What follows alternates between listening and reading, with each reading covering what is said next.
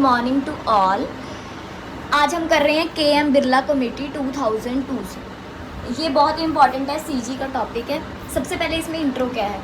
The KM. Birla committee constituted by the SEBI के द्वारा ये कॉन्स्टिट्यूट हुई थी 1991 में। इसका लैंडमार्क क्या था, जो रिकमेंडेशन दी थी इम्प्रूव करने के लिए सीजी कॉरपोरेट गवर्नेंस को, सीजी का फुल फॉर्म क्या है सीजी की। सीजी को कॉरपोरेट गवर्नेंस कहा जाता है, हमें पता है, ठीक है।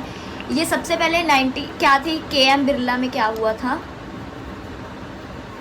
ये 1991 में सेबी के द्वारा, stock exchange board of India के द्वारा जो थी वो कॉन्स्टिट्यूट हुई थी, ठीक है। इसका लैंडमार्क क्या था, कॉरपोरेट गवर्नेंस को इम्प्रूव करना, जो कि अब इसमें मेन रिकमेंडेशन दी गई है। कौन सी रिकमेंडेशन है, फर्स्ट सबसे पहले है बोर्ड ऑफ डायरेक्टर। इसमें बोर्ड ऑफ डायरेक्टर में क्या कहा है, बोर्ड ऑफ डायरेक्टर में क्या कहा है, भी जो 50% हैं वो बोर्ड के जो डायरेक्टर हैं वो नॉन एग्जीक्यूटिव होंगे, और मतलब 50% है जो वो एग्जीक्यूटिव होंगे, ठीक है। अब इंडिपेंडेंट जो भी डायरेक्टर होंगे वो इंडिपेंडेंट डायरेक्टर होंगे, इंडिपेंडेंट डायरेक्टर होंगे, ठीक है।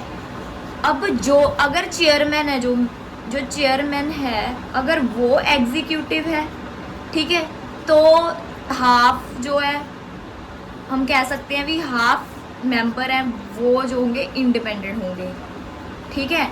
अगर चेयरमैन ही नॉन एग्जीक्यूटिव है, ठीक है, तो 1/3 मेंबर हैं वो इंडिपेंडेंट होंगे, ठीक है। अब ये बोर्ड ऑफ डायरेक्टर में हमने सब कुछ लिखना है इस पॉइंट में कि 50% अगर नॉन एग्जीक्यूटिव हैं तो 50% एग्जीक्यूटिव होंगे, 50 नॉन एग्जीक्यूटिव होंगे, 50 जो है एग्जीक्यूटिव होंगे। इंडिपेंडेंट डायरेक्टर चाहिए, चेयरमैन एग्जीक्यूटिव है तो हाफ मेंबर इंडिपेंडेंट होंगे, चेयरमैन नॉन एग्जीक्यूटिव है तो 1/3 इंडिपेंडेंट होंगे, ठीक है। इसमें मैंने सारा कुछ लिखा हुआ है, आप अच्छे तरीके से पढ़ सकते हो पॉइंट को। आगे ऑडिट कमेटी। ऑडिट कमेटी में क्या लिखा हुआ है, भी ऑडिट कमेटी जो मैंडेटरी है for all the listed companies के लिए, for all the listed companies के लिए जो है ऑडिट कमेटी मैंडेटरी है। Should consist of at least 3 directors. इस ये जो है हम वैसे ऑडिट कमेटी कंसिस्ट कर सकते हैं अगर एटलीस्ट 3 डायरेक्टर हो मीटिंग में, ठीक है। और ये 3 बार होती है 1 साल में, ठीक है। इसका मेन मतलब क्या है, भी ये जो भी फाइनेंशियल रिपोर्टिंग है, ऑडिट प्रोसेस है, उसको फुलफिल करना ऑडिट कमेटी का मेन जो है मकसद है, मेन जो काम है, पर्पस है। अब है remuneration of the director. Remuneration of the director में क्या है कि जो भी रेम्यूनरेशन होगा वो ट्रांसपेरेंट डिस्क्लोजर होगा, कि वो पता होगा सबको।